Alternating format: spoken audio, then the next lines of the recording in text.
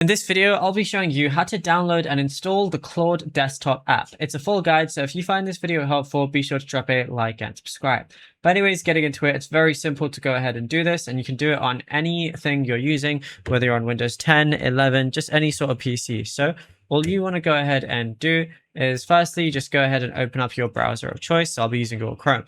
Now from here, go ahead and type in Claude, and you're going to see Claude desktop app as one of the options.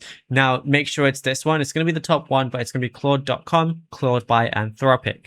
So just go ahead and click on this, and then it's going to say download Claude. Now you can download it for Windows right here, but you can also go ahead and download it for like Mac OS, Linux as well, and on mobile for iOS and Android. So what you want to do, and just go ahead and press this download for Windows button, and then you're just going to have to go ahead and do this setup.